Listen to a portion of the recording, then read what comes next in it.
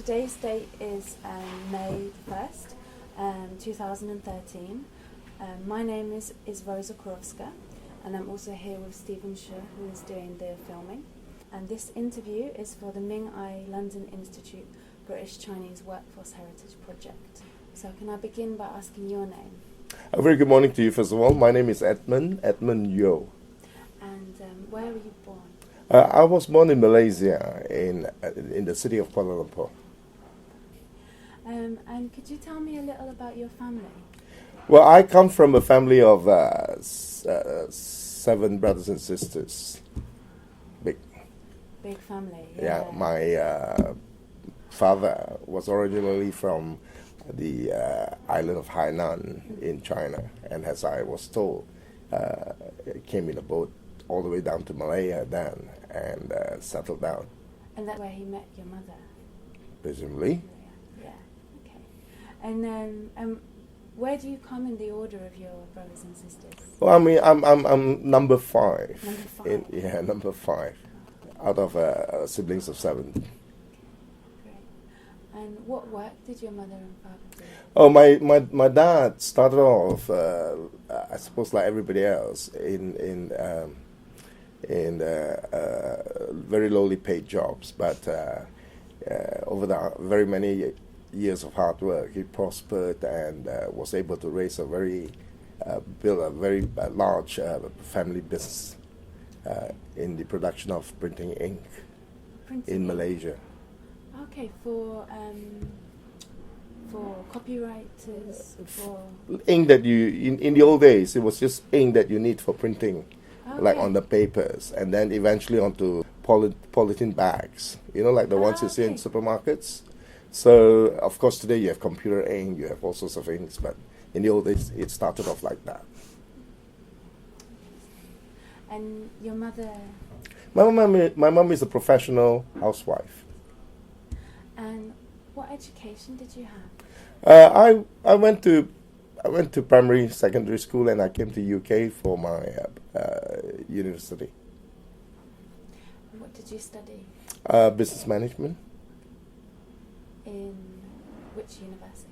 I was down in a college down in Greenwich at that time. And when did you come to the UK for this? That was way back in 1981. And what were your first impressions? First impressions of England or London? I came because I want to see the football. And what jobs did you have before you started working here? What? Wow, this is going back a very long time. After graduation, I worked for a travel company, became a tourist guide, and there were what we call inbound groups coming into London. So we take them around London and Scotland and Wales and places like this.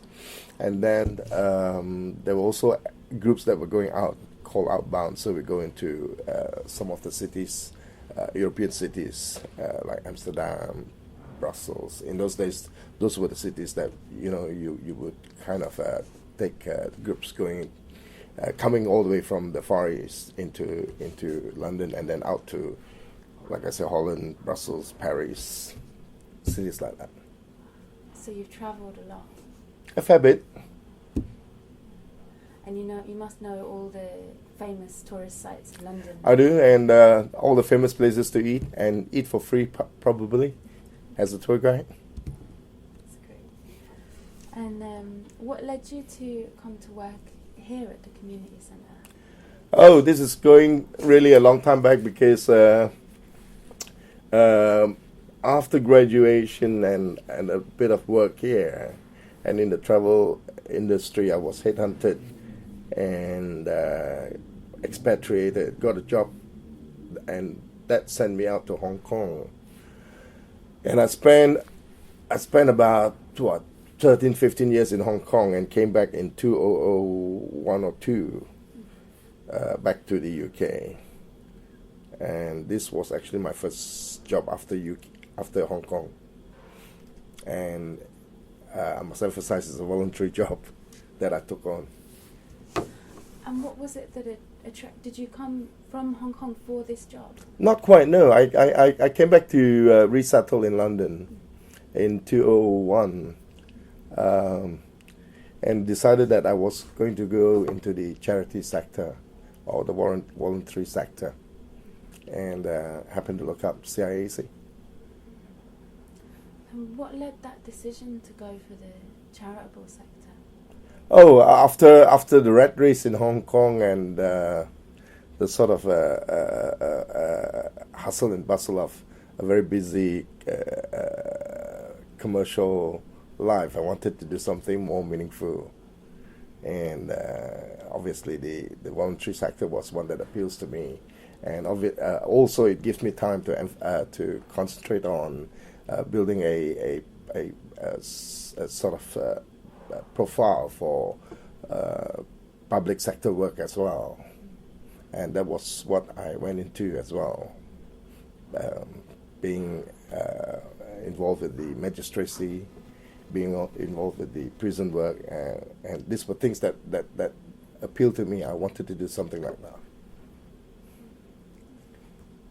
So how long have you been working here now? I came here in 2002 as a volunteer, and since then, really. So in 2004, I took over as the chair of this center. And by the way, this is the Chinese Information and Advice Center.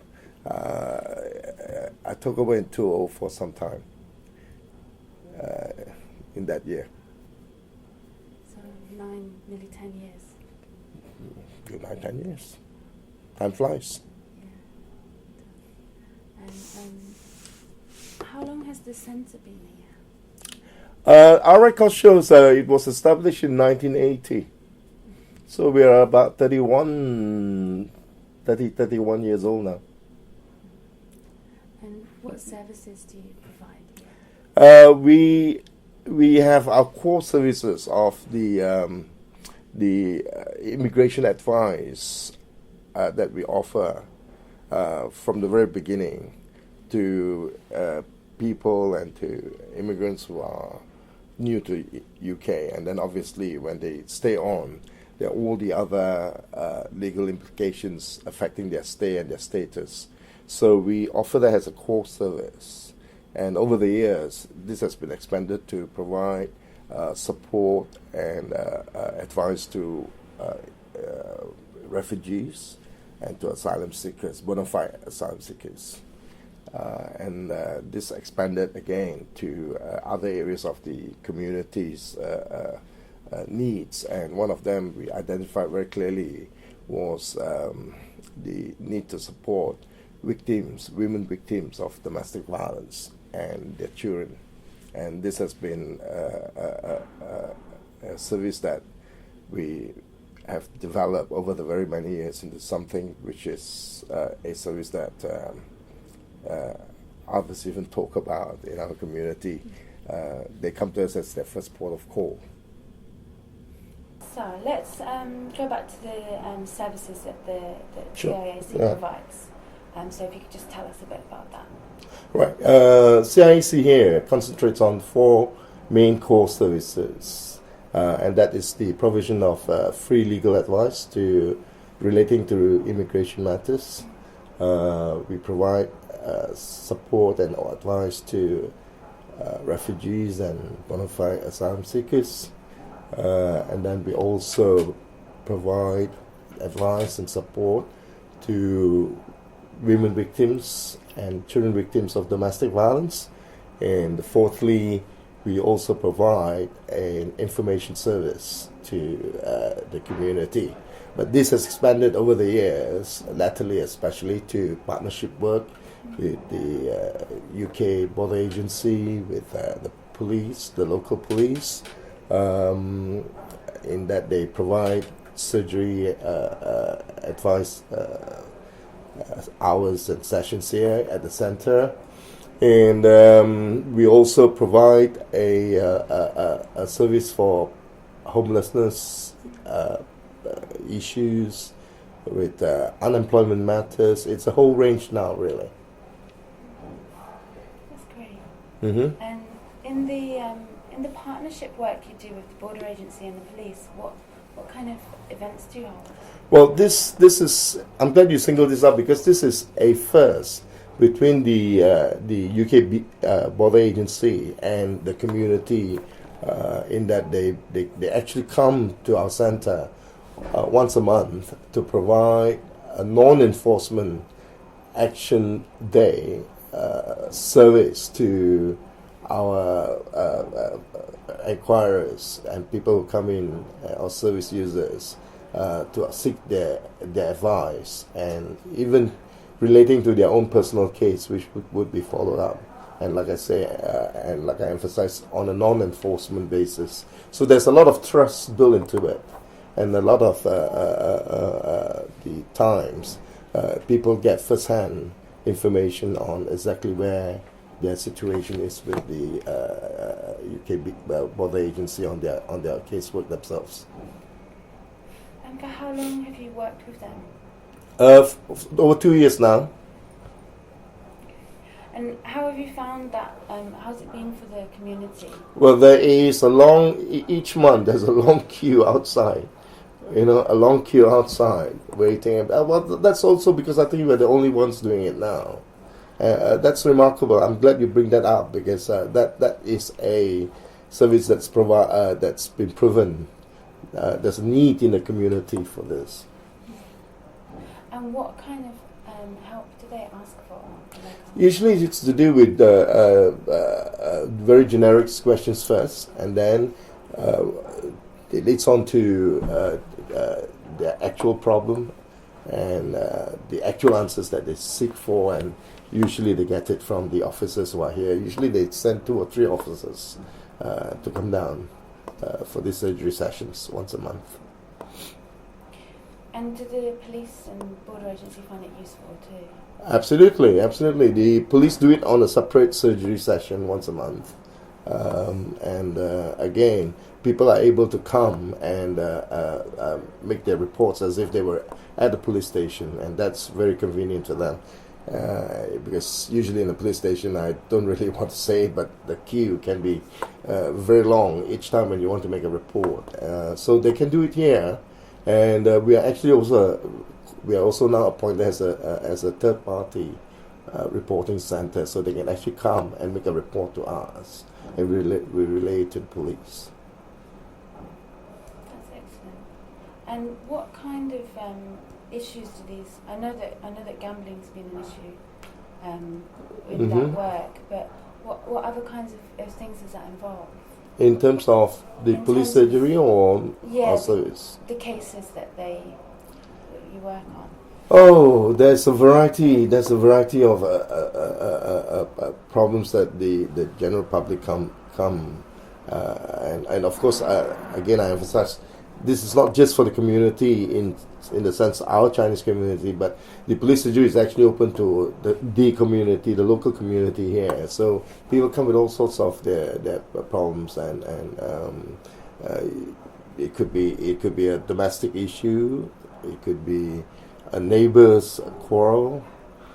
Sometimes it could be the problems to do with burglary at home, and they come and they report to the police here.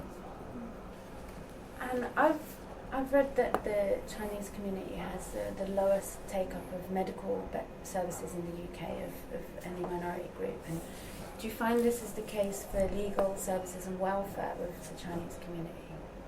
I think there's a lot of truth in that. In the case with police work, I think there's usually, and with immigration work that you talk about, usually there's a case of underreporting, because people do not find it convenient. There's the language barrier, perhaps, usually. Right? There's also the confidence and trust issue, I think. So yes, there's a lot of truth in that. And so what kind of help do you provide for legal matters, immigration and benefits? Well, with immigration matters, it's again the very basic generics questions, first of all. And then you get questions to do with their right of stay, the length of stay, the validity of their stay, all right, and then you get questions that relate to the extended family, all right, and there are issues with student visas as well. So it comes as a whole range.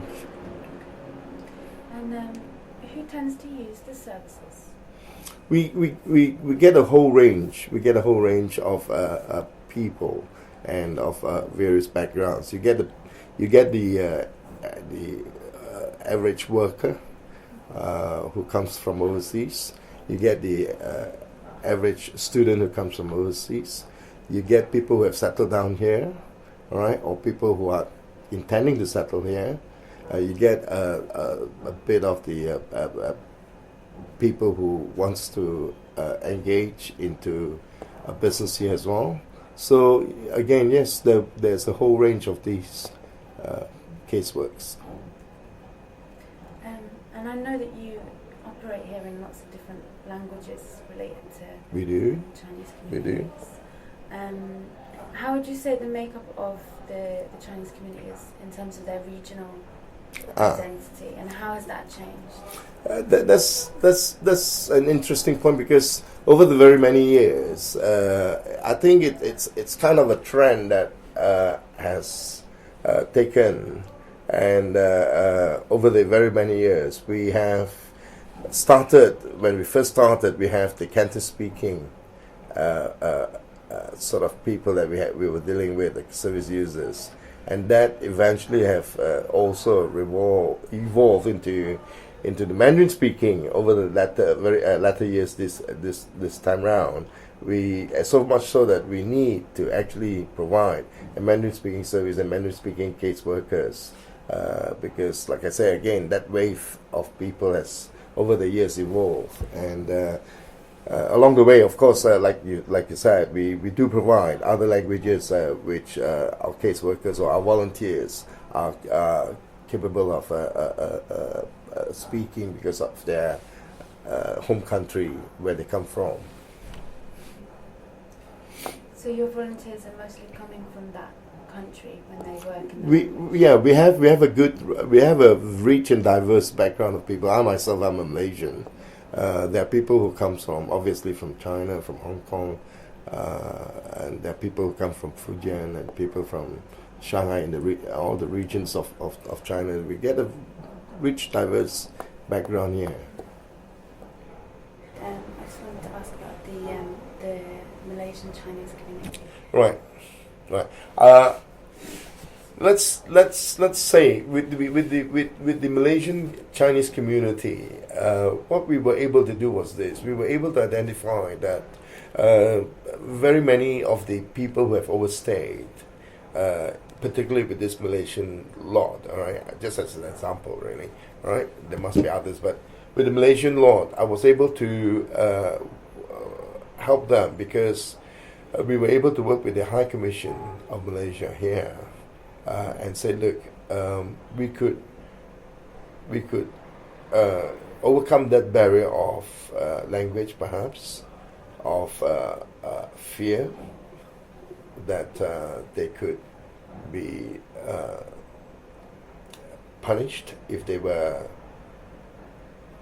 if they've kind of overstayed here, all right, by the local authorities, and therefore in the process also have not got their passports still valid to travel back to Malaysia. We could help because the High Commission has always been very helpful. They were able to offer the one-off emergency travel certificate, but many people do not know about it, or were, like I say, fearful about what the implications were. They do not know what the alternatives were there for them. But we were able to then hold these workshops or hold these surgeries and tell them, look, if you come to us, all right, as you would go to the High Commission, we will be able to facilitate that emergency travel certificate for you to be able to travel and go back to Malaysia with no problems. And that's exactly what happened. So over the very many years, we were able to help very many people who have this problem to go home, to go back to where they originally come from, so that they don't have to worry about their illegal stay here anymore. And very often, out of ignorance, they continue to stay because they think they have no choice. So yeah, we were able to provide that service as well, and I'm pleased. It was another opportunity to do something meaningful and something worthwhile, something good. So how many members of staff and volunteers do you have? Well, at the moment now, we only have 2 paid full-time staff, only 2.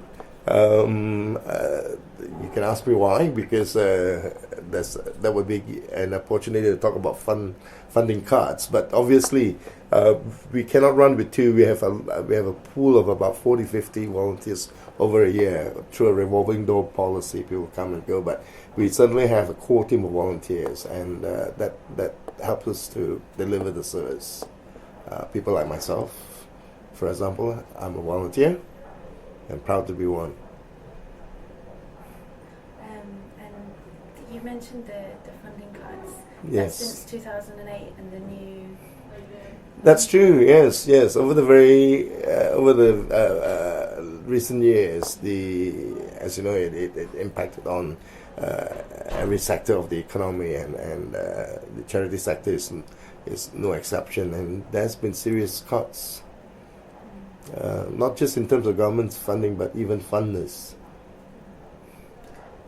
And how are you sort of dealing with these cuts in terms of... Well, we're fortunate here in that we deal with it, first of all, by going back to our supporters and our friends who are generous in their donations.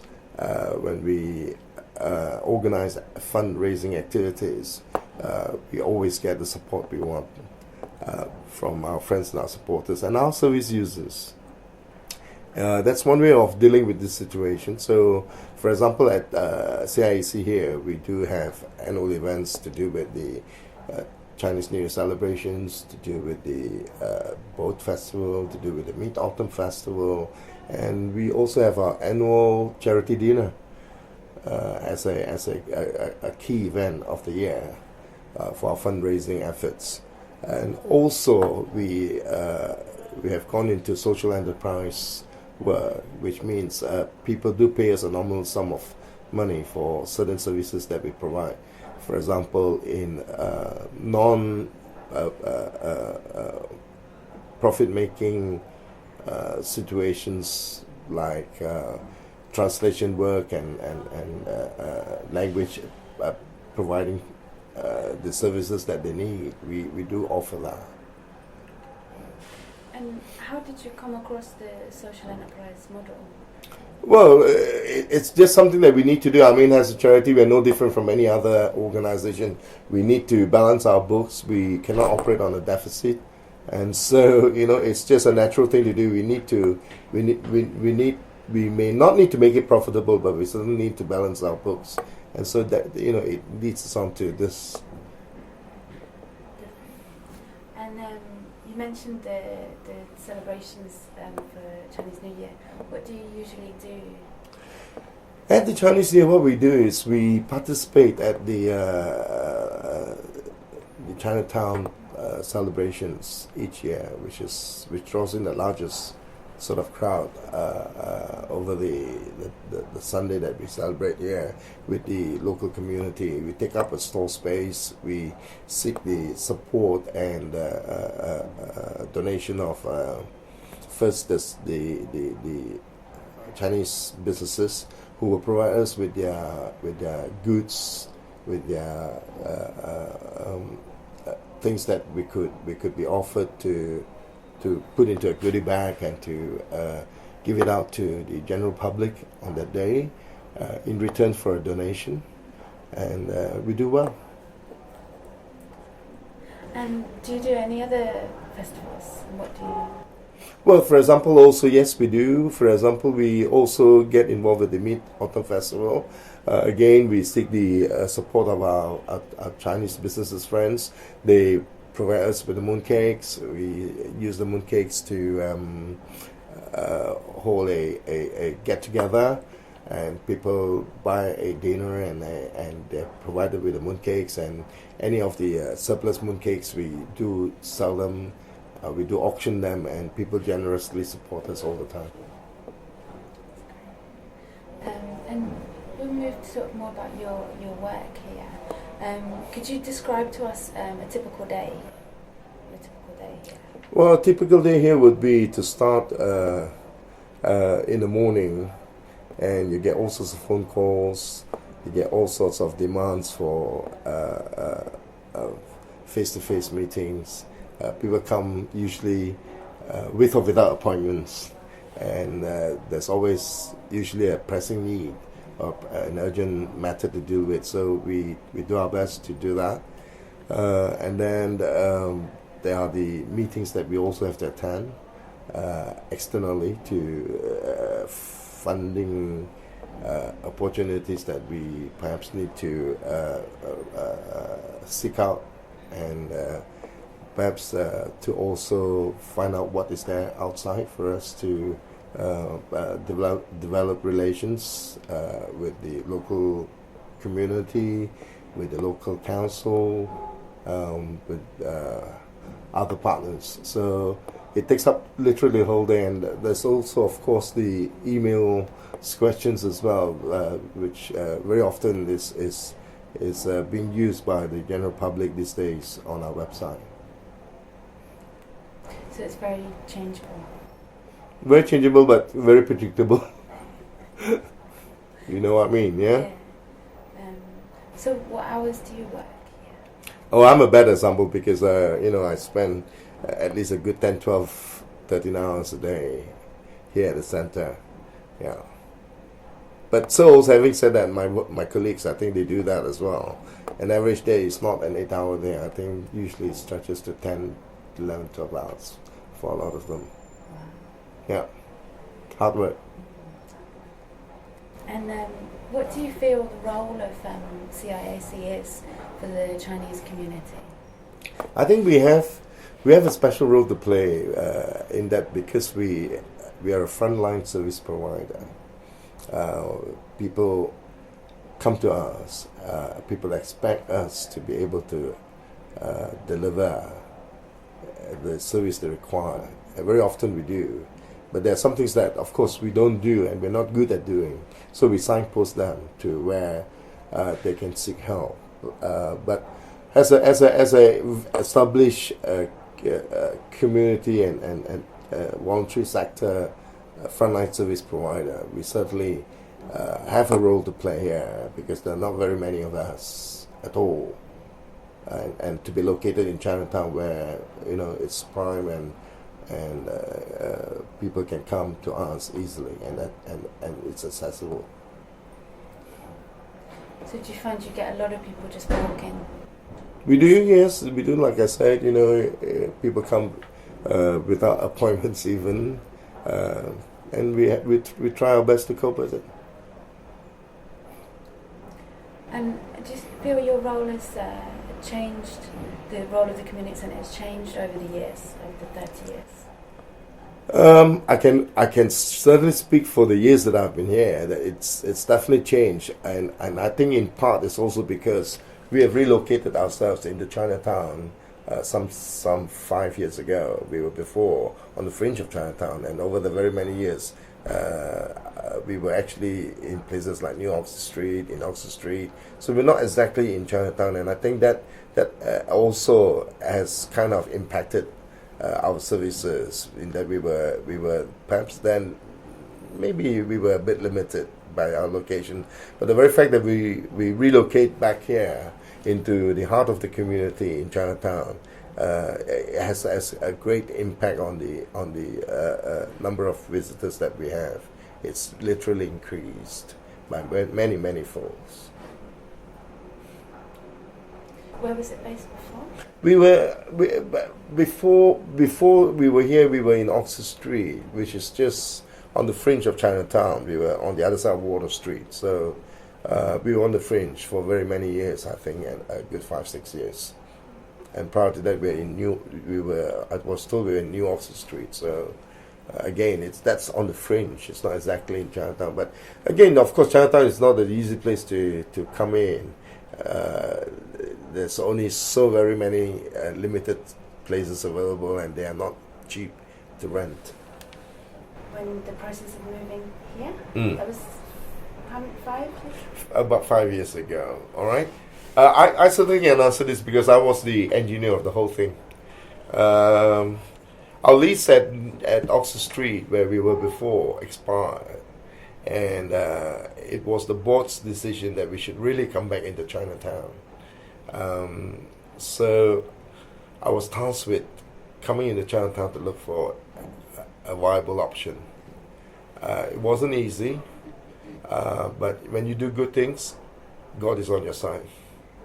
So one day I walked into this building, and I said, wow, it's empty, which is unusual. But it was only empty because I think it was poorly marketed, and to me that was an opportunity. And so I seek out the landlords to talk to them. But very sadly, we were not able to obviously afford the kind of rentals they were asking for. So I went away and seek another appointment to come back and talk to them. And I say, here, look, this is the deal. Why don't you take us in? Because we are a Chinese community center providing services to the community here. And if you let us come in, more people will be expected to come to this building, which will help this building to prosper. And at the same time, you have the opportunity. You can have the opportunity to do some good work too by taking us on at a subsidized rental. In return, we would publicize that you are a friend of the community, that to the landlord, that is, right, and that in all the work that we do, we will give you credit for it. In works that we do, that where it's appropriate, we give you credit for it, that we are here in this building. So in other words to say, we were able to then put together a deal at a kind of rental price that we could afford. In exchange, and this is much less than the market price, obviously, but in exchange, we were then able to come in here right in the center of Chinatown and provide this service, and at the same time promote the goodwill of this owners of this building. And it has worked perfectly well. We are both happy about it. That's what happened. And do you have links with other boroughs, other Chinese communities? We work very closely with Westminster Council.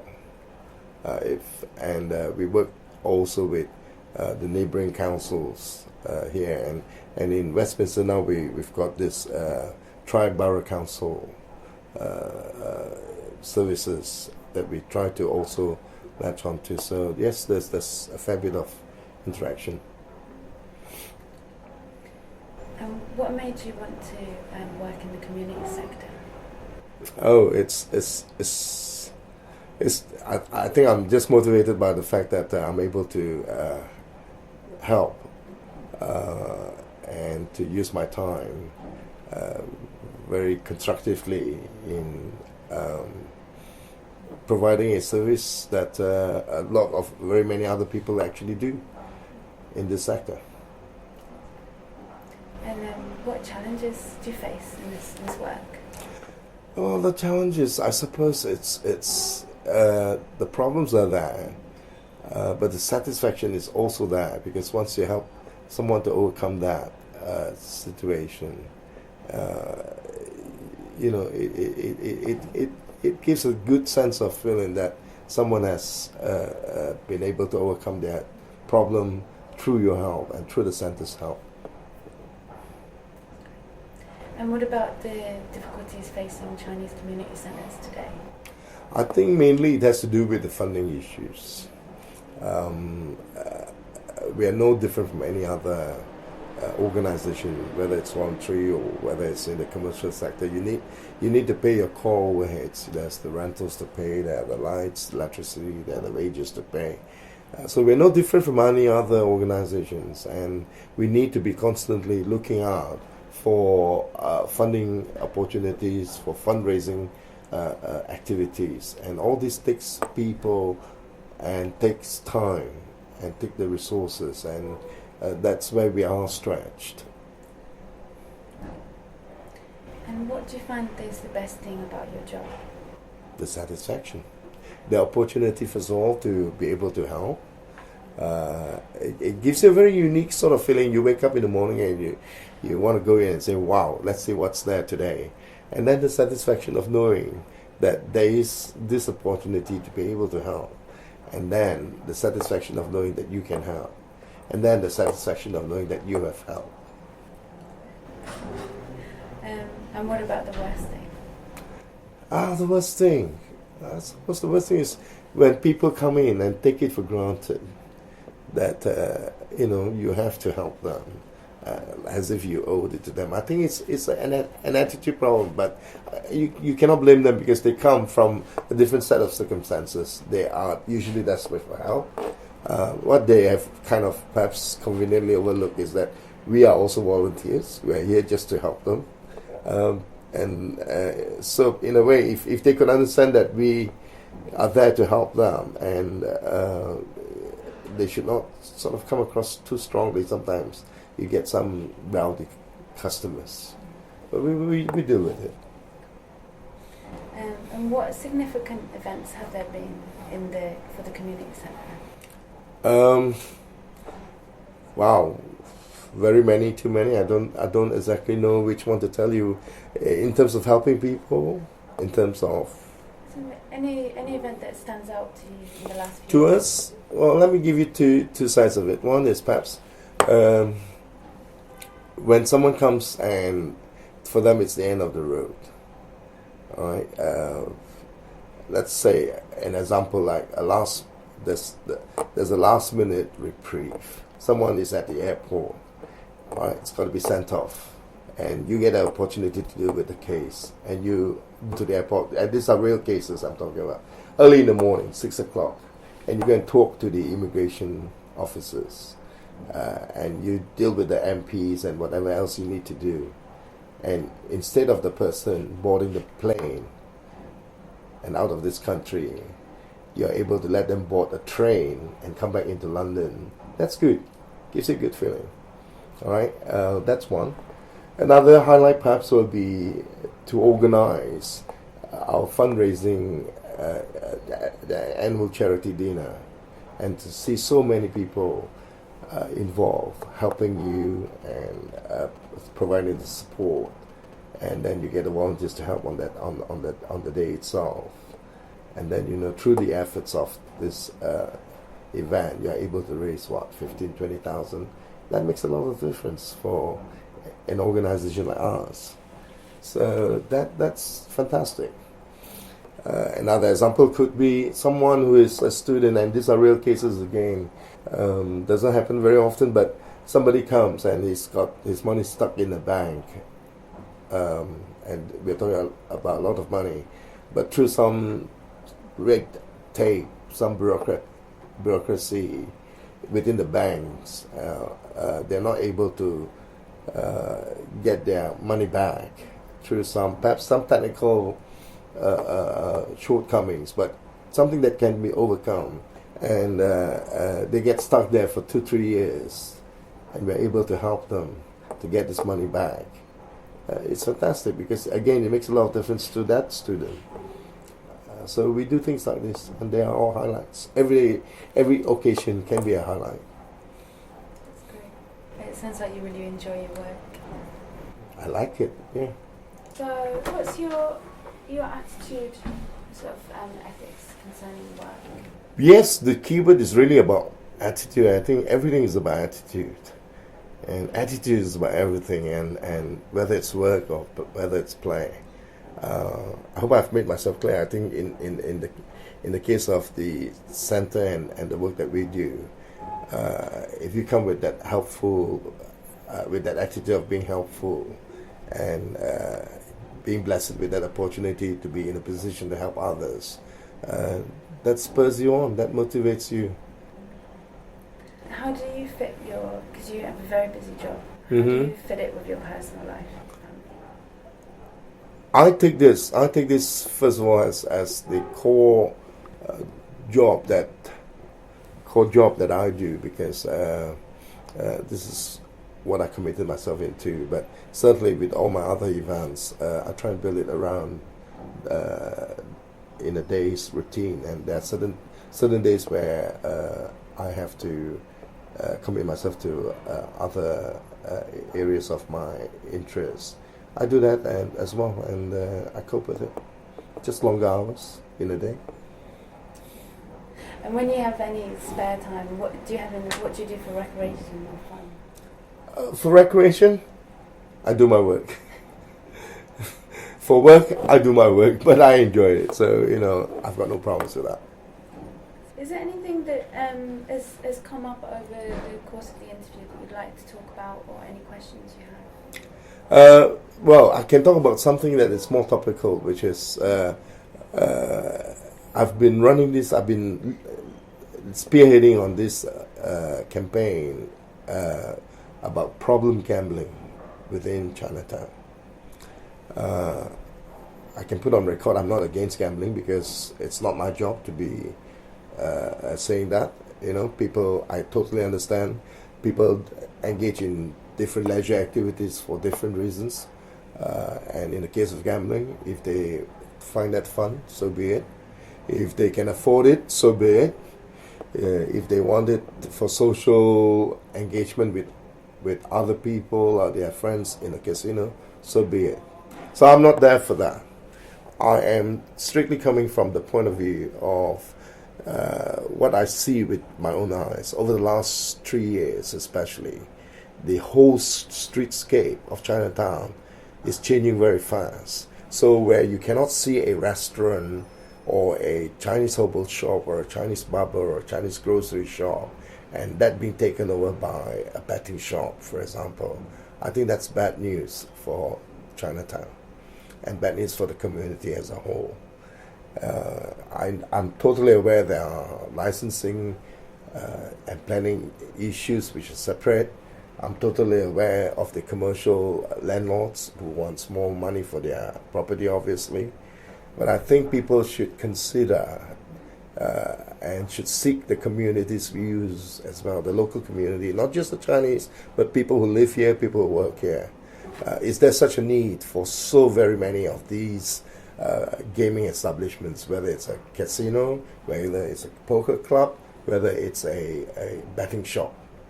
All right, because it is actually impinging on our culture of Chinatown.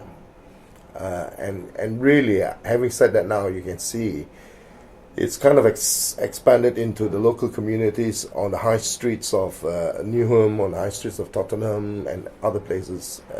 The local communities are crying out the same issues now, which is too many of these gaming and gambling establishments are impinging on their local communities. I think in Chinatown, we need to come together and we need to voice this so that it could be heard.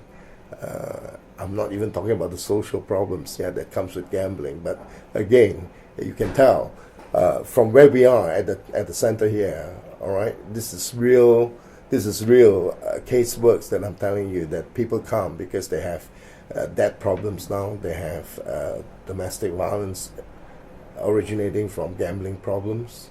Okay, you get daughters coming here to tell us, the dad, please help my dad because he can't pay my school fees anymore. So these are the social side of the downside of too much gambling activities in and around our communities. All right, but this is something that I hope people will wake up to, and before it gets out of hand, we need to do something about it. And it's fine if people want to talk about gambling as a leisure activity, but I think people should also look at the downsides and whether too many of this is it cannot be just too good for any society. And what are you working with the council on this? Or? We are working with pressure groups such as ourselves. We are part of the gambling concern group here in Chinatown, which involves the church, rehab centers, but we also work with the local MPs and with the councillors here, right? In trying to address this issue. Mm-hmm. Are there any other points? Let's stick to gambling for now, because this is the topical issue. It is the topical issue, and there's this. If you allow me to extend into it, there's this situation within the gambling activities. There's this thing called the FOBTs, which is the fixed odds betting terminals, which is a machine. And one of the examples given is inside these machines, they offer a variety of games, and as an example, roulette, which is that spinning wheel game. In a machine, it is capable of offering 3 games, 3 different spins within 1 minute. In other words, to say an average of 20 seconds per game. And that's very fast. So you can win very fast, which you don't usually do, but you can lose very fast. And my point is this: whilst it is similar to a game of roulette in a casino, where it would have taken much longer to play a game, presumably because of the bets to be laid. In a machine, you don't have that kind of restriction because you are by yourself and the machine. And then my point is this: you get sucked in because you are playing the machine. You don't realize the speed of it. You don't realize the amount of money that you are betting rapidly away. All right, because you're carried away by the game itself. Now, this could start off as a flutter, as a game of chance for fun. It quickly can develop into a habitual thing. And within our Chinese community, many of the people that work within our Chinatown catering community, it suits them because they have very short breaks within their day-long working hours. So they go in for what is a flutter, becomes habitual, and then it becomes addictive. They go back there because they want to win more, or they want to win back usually what they've lost. So £10 can become £20, 20 pounds can become a £40 loss. And when it becomes habitual, it can become addictive. And then comes this problematic or problem gambling. Alright, so you got this problem gambling and this problematic gambler. And then comes all the problems that I told you earlier on, right? With family life, with dads, with loan sharks. Alright, it's not good for us. Not good for society at all. Well, I hope that the work you can do here will help people who've been affected by this. Yes, I certainly hope that a lot more people will come and support this campaign. That's great. Right, thank you. That's great. I think we're on 12. Yeah, So have you got what you want? I'd like to thank you so much for taking part today. I know you've got a limited time. And your time will be is so valuable for what you give to the community here. So thank you for taking. You're welcome. You're welcome. I agreed to do this anyway, because I think it also gives me an opportunity to. It's a platform, to say what I've just said, especially with the gambling. I'm very passionate about that. Don't get me wrong too. I'll go to a casino. I'm not like a holy saint, all right. And like I say, I'm not there to stop gambling. It's not my job. It could be a pastor's job or somebody's job. I'm not against gambling as such. It's the problem gambler that I'm worried for. And I think you can take this around to your friends as well, because I think people need to be more informed, and people need to be educated, and people need to be warned of and they do it in casinos, but it is just a tick a box thing. They have the odds. They tell you all the odds of a game. If you only bother to read it carefully, you see all the odds are stacked against you. but they take the box because they put it there in a corner. Who's going to take it to read it? So you need to bring this out in the open, just like you talk about smoking, just like you talk about sexually transmitted diseases, But it's not done, obviously, because that's not that they don't open a shop there to tell you not to come and gamble, isn't it? All right. So this is why we need that, and I think it really needs. We need some radical change, I think, in the way we approach this situation. Well, it sounds like you guys are on the right track. Yeah, but we're fighting the giants, isn't it? We're fighting the giants.